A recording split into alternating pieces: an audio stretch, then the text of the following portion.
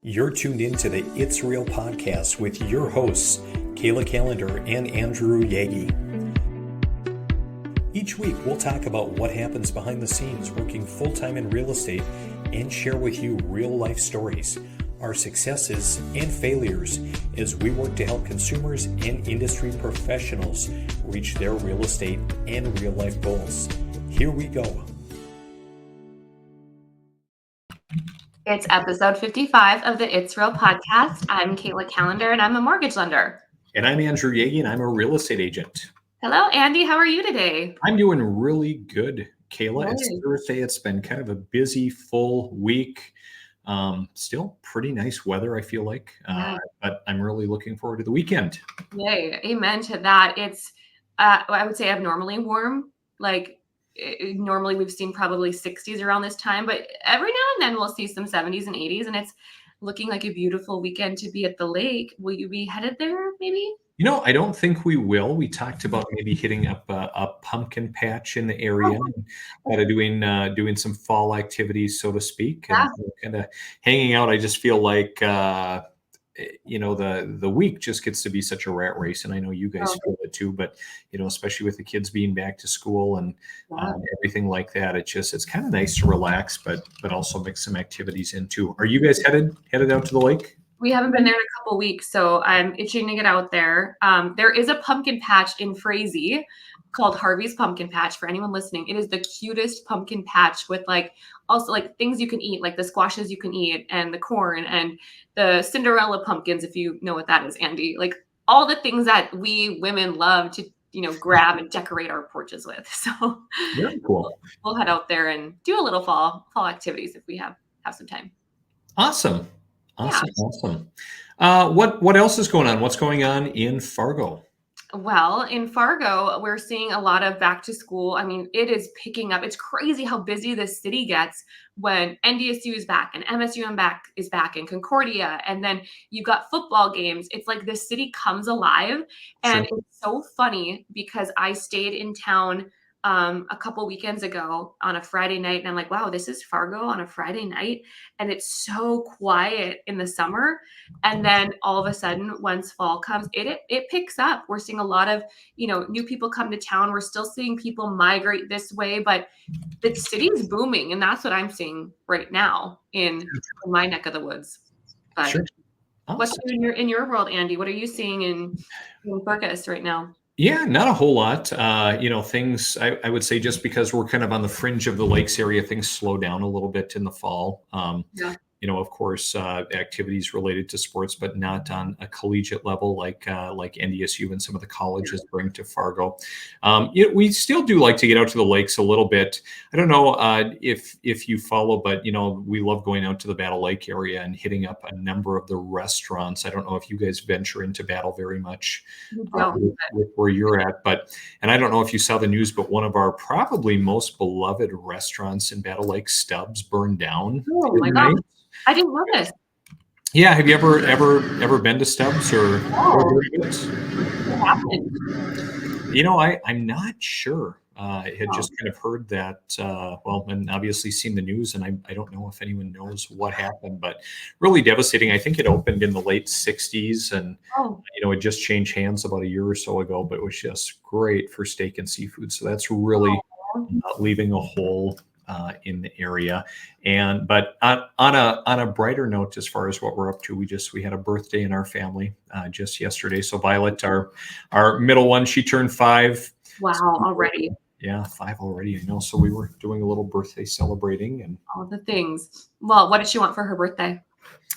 Well, so we took a trip up to Fargo, speaking of Fargo and things to do. And so we came up and went to the indoor roller skating rink, which was a lot of fun. And mostly Violet wanted to go to Target, though, which I think her mom put her up to it more than anything. So we did that and did a few other things in the Fargo area. But yeah, that's nice. That's awesome. Well, She's already got it in her blood to go to Fargo, to go to Target. I love She it. does. Well, since, we did have a Target in Fergus Falls, and corporate made the decision, and it's probably been 6 or 7 years ago already, to kind of close it down. And I think my wife still burns a vigil candle for the Target at home because she misses it. And Target packages show up at our door about every other day. Well, they do have like free 2-day shipping if you are a Red Card member. So Oh, and I'm 5% off. aware. I bet you are. I love it.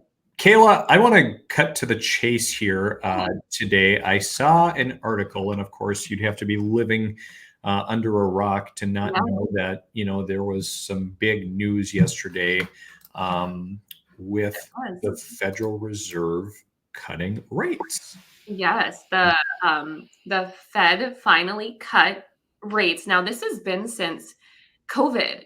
So 4 years we've been waiting for some type of cut.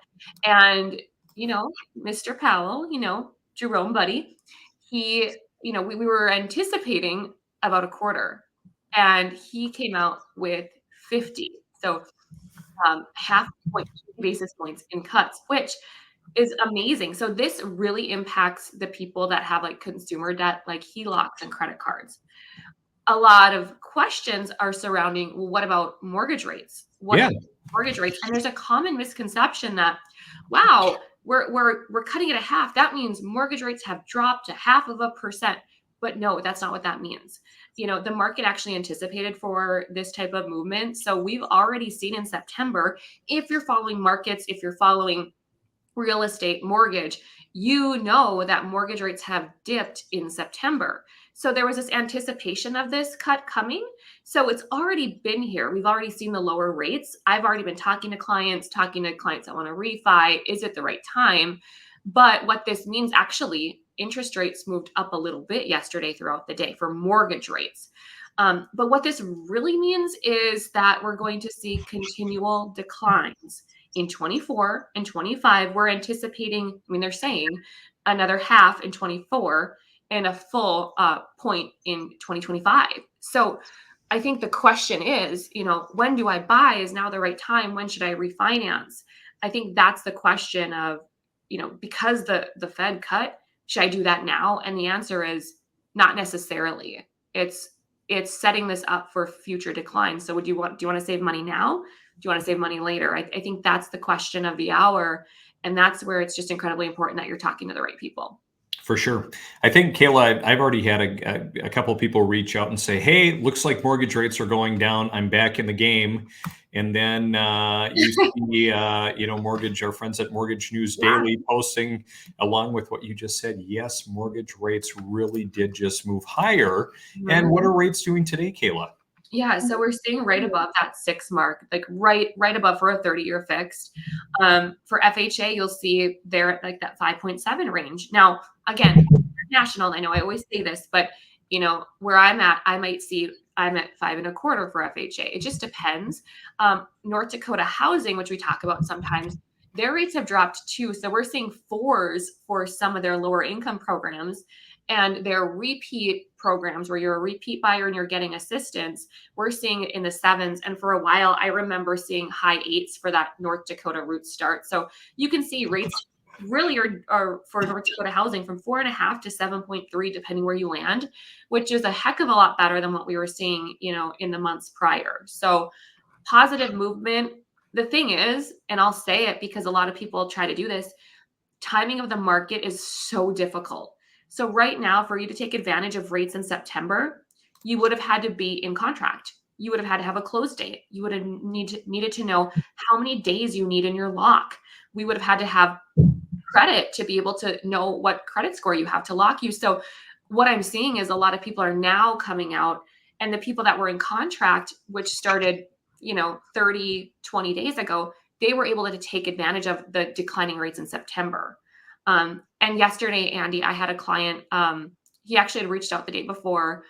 He said, I'm shopping for companies. You're one of them. He found me on Facebook and he said, I want to know your best rate. And I said, well, I need to know, prescription without diagnosis is malpractice. So I need to know more about what you're wanting to do. And so he did end up doing an application, but by the time he did the application, By the time we got financials, by the time we could see credit, get a purchase agreement, see it all, rates have moved. And so I get it. You want to shop and you want to do your due diligence, but sometimes timing the market and trying to, look at 4 different companies over 3 days, our our market is moving continuously by the second, just like the stock market moves. And so I say that because it's so important to do your homework, but it's also important to not try to time the market perfectly because it's just so hard to do. Yep, I would agree with you for sure. And it's kind of interesting, we talk about, timing the market and we talk about rates coming down. And, there have been, we know a lot of buyers that have been sitting on the sidelines. We know statistically election years are really, really strange. And we also know that, again, there are a lot of people thinking, hey, housing prices are going to come down. Probably not going to be the case. Rates are going to come down. Yep. And we've seen some movement there as well.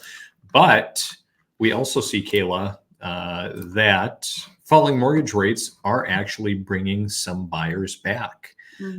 So it's really interesting to kind of look at, some of this data here and, especially around August, kind of seeing or kind of late July into August, kind of that mortgage application number really rise sharply, as rates continued to fall. But again, I don't remember the statistic. I know you have the statistic as far as, when we see a change in rates, the number of buyers that come back into the market. And what is that again? The common fact, the common statistic is for every 1% that interest rates drop, 3 million buyers come back into the market. That could mean that the rate is allowing them to afford what they want, or it could mean that lower rate is allowing them to be approved for what they want. So a lot of clients can't be approved for what they need. Some are just choosing, I don't want to have a $3,000 payment. I want a $2,700. So they've been sitting on the sidelines. So when rates come down in the nation, we'll see quite a large amount of people come back in the market. And what does that mean, Andy? It means that demand is going to pick up, which can shoot prices up, which also means that what a lot of people forget is mortgage lenders get busier, realtors get busier, title companies, appraisers, insurance companies, and that can cause delays, or maybe you're not able to negotiate seller concessions. And so there's pros and cons in every single market, but these lower rates are great. They're awesome. But remember, it comes with higher demand, higher prices, and probably delayed timing because everyone gets so crazy busy like we saw in 2020 and 21. Yeah, for sure. And I had seen, and I think I shared it with you, kind of the Minnesota Realtor Association, their housing report talking about market activity down as buyers anticipate, rates. And so, like as a Minnesota state average, year over year, closed sales were down about 9.5%. Homes for sale, we saw inventory rise 11%. Sale price continued to appreciate up about 1.7%, but days on market went up as well. So like I always tell people like, hey, if you're in the market to buy and it makes sense, it might be a good time because we're seeing more sellers willing to give concessions. We're seeing more sellers willing to accept an offer contingent on a home sale, and there not being a huge immediate threat of getting bumped or losing out on that house. We know that we have to work a little bit harder to find the people that are truly motivated, especially for those of us who are listing a number of homes. But it's been a really interesting market and still some opportunity left this year. But again, like you cited, statistically, there are going to be more buyers entering the market. So there is going to be more competition. Yeah, and you think about those that want to refinance because those people also push up, the responsibility of the lenders and the appraisers. Like there's a lot of people that are now in the market, and although refinances aren't going to, impact the competition in terms of what you want to purchase and who's looking at homes. What it just does is it just creates this insane pressure on everybody in the market. And so I remember back in 2020, 21, there were times clients would call me and they said, my lender that I worked with won't even answer their phone. They won't get back to me. I remember realtors calling me and saying, can you help my client? Like their lender went dark on them. And I'm not saying that's going to happen, but as lenders get to capacity, if they don't have the support the team set up, you're going to see maybe that they're going to be slow to respond to you because it's going to create just such a buzz of activity. So I just warn people to make sure that you're working with someone that is, going to communicate, but you can't anticipate if things get wild and just people can't keep up in general. Absolutely. Well, Yeah. Kayla, and like you said, if anyone out there is watching this or listening or has questions, doesn't know how to navigate the market, reach out to your expert of choice, but know that we're always here as resources as well. I'm certainly always happy to visit with people about reaching their real estate goals. Kayla, I know you are as well. Yeah. And I think right now the question of the hour is like, do I do this now? Like, do I do this now? And at the end of the day, every single client has a different scenario. So I strongly encourage, if you're even thinking about buying or refinancing, have the conversation now. Yesterday, Andy, I had a lovely couple reach out to me and they found a house, but they hadn't been approved. Long story short, we pulled credit and we couldn't do anything because it was, I'm talking like 4%, 5% range, or not percent, 400 to 500 credit score range. Mhm. And we couldn't help them at that time. Well, they had no idea. But what that does is it sets them up for success, maybe, 90 days, 180 days down the road. So by being proactive, you're just setting yourself up for success, whether you're buying or refinancing. Great advice. Well, Kayla, I think that puts a wrap on episode 55. Good changes coming in the market, Yeah. and we'll look forward to probably some more downward pressure in the new year. But otherwise, Kayla, great connecting, and I hope you have a great rest of the week. I will if you will. See ya. Bye.